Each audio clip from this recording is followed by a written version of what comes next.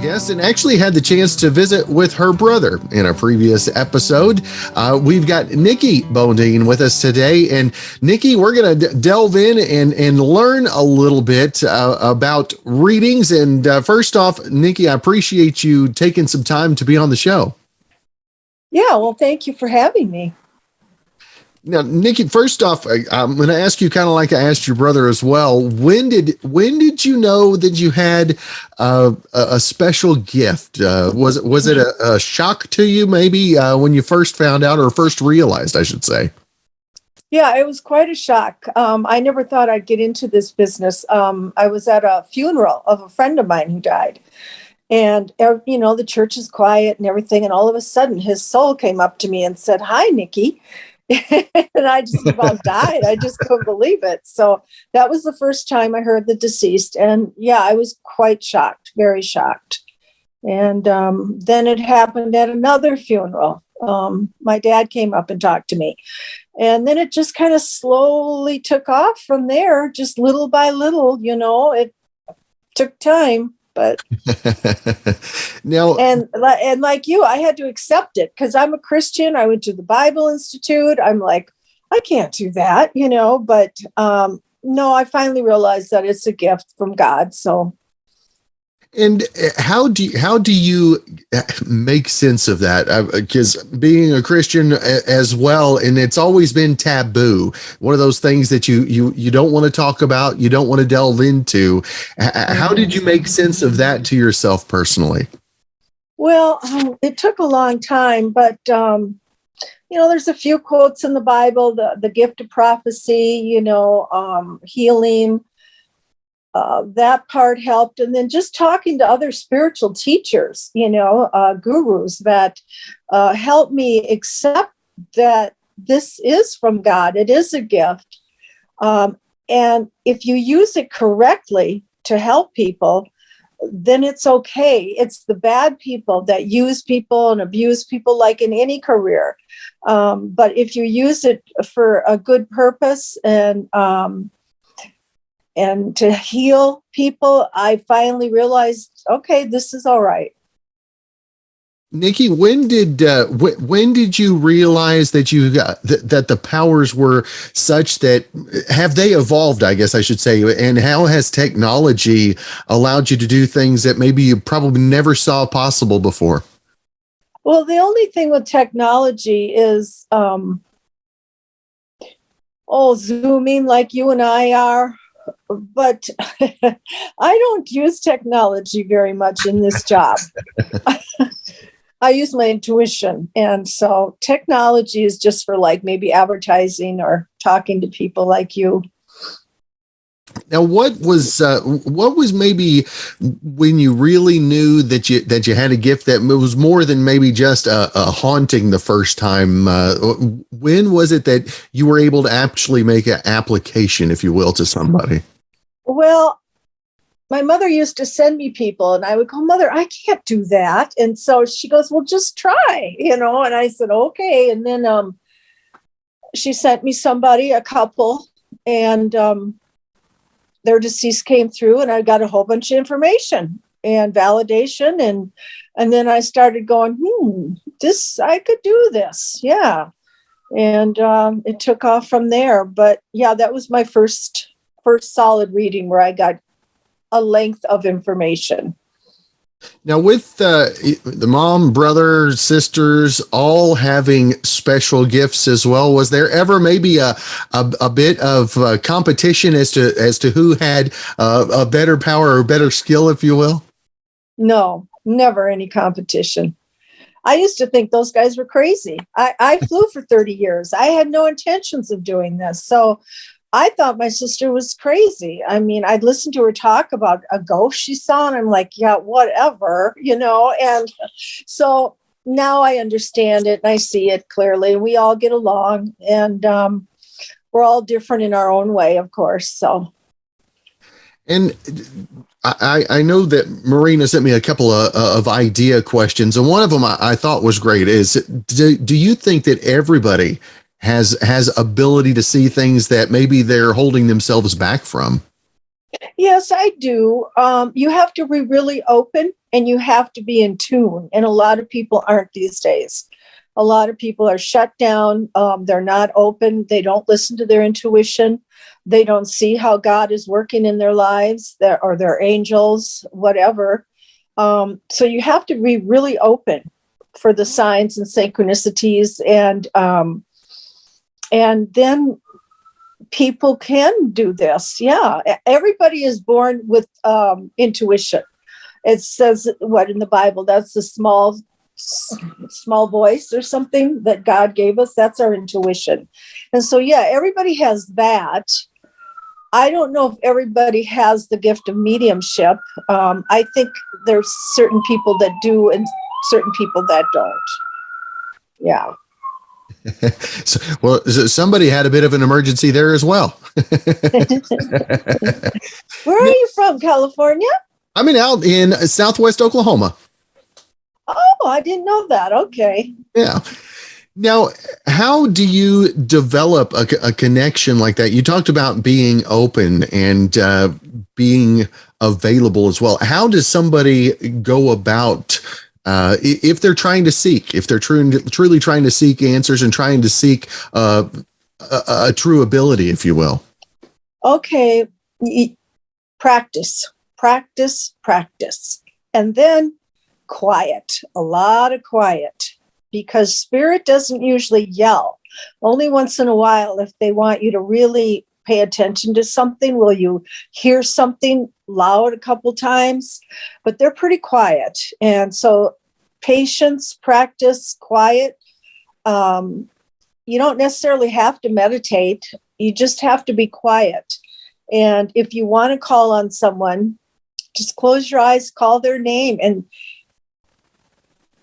listen to, they speak to you through your thoughts. You don't hear a voice. It's a thought that comes in. So if you hear thoughts that aren't yours, then you know it's them. So it takes a lot of patience, a lot of time, a lot of work. And how long has it? How long did you have to work at it before you felt that comfortable in your abilities, if you will? Probably 5-6 years. Yeah, it just slowly happened. I was giving people healings, hands-on healing, and someone would come through. And so that's how it slowly started. And then I'd have another client come in and their dad died, and then he would come through. And so just slowly. And then after about 6-7 years of doing that, I finally just did medium work now. I do just medium work.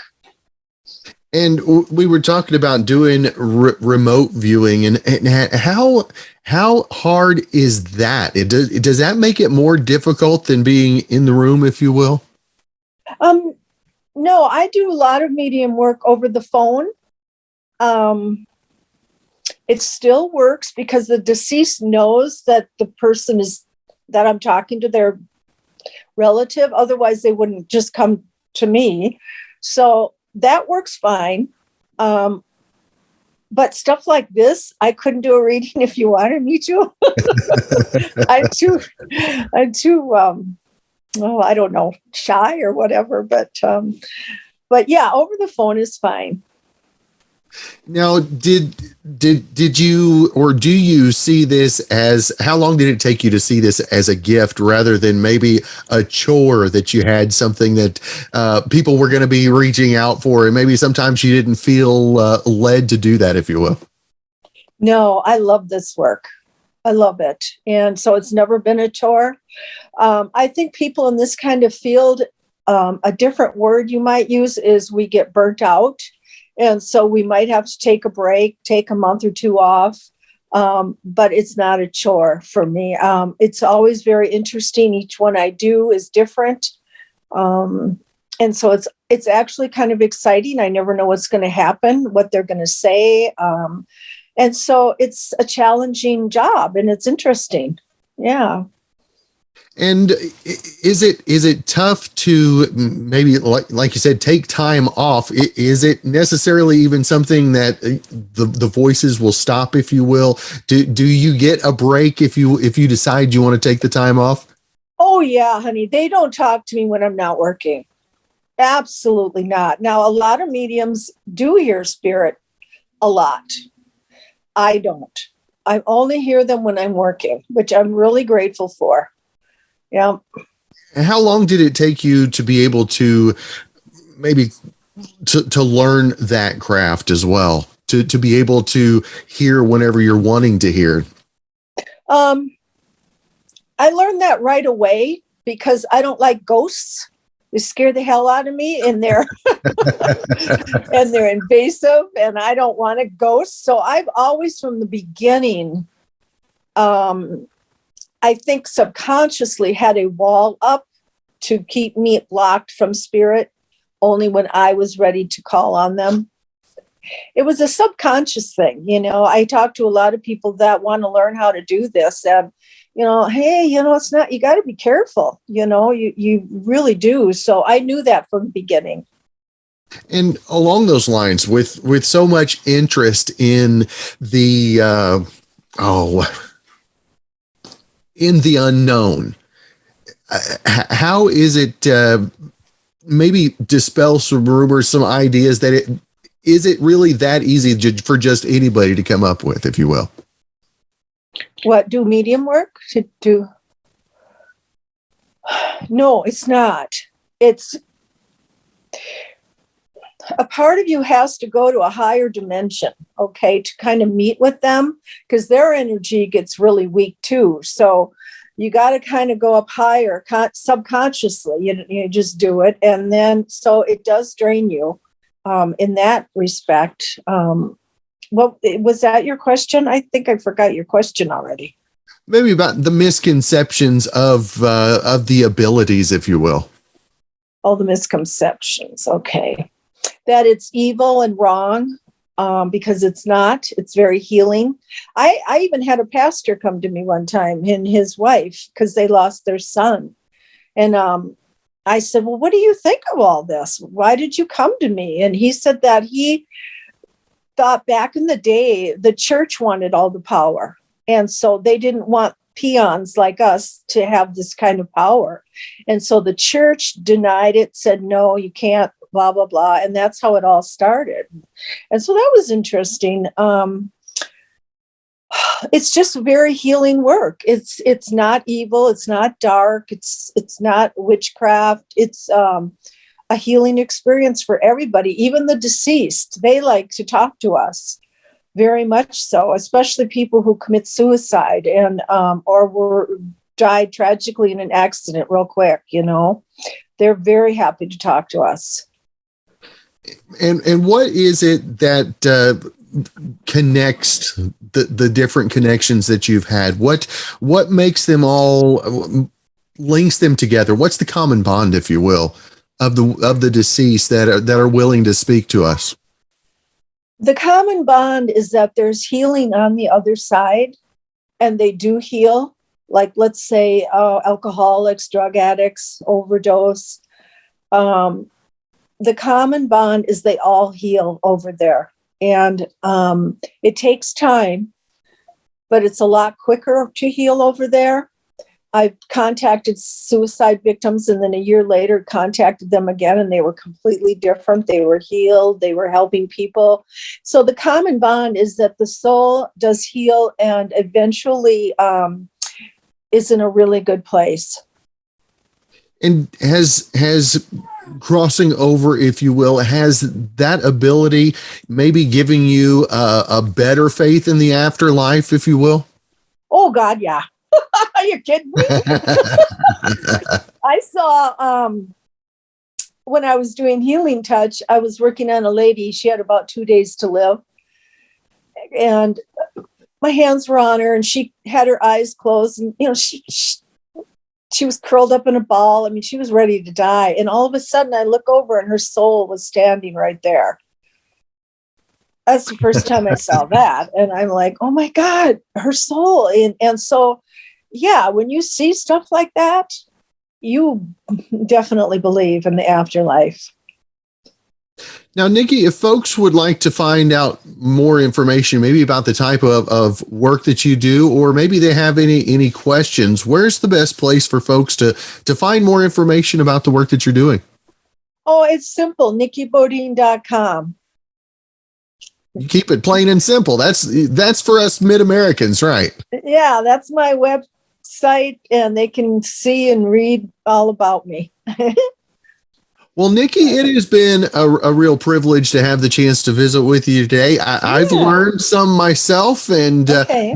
maybe in the new year we can catch up again. Yeah, it was really nice talking to you. Thank you for having me on.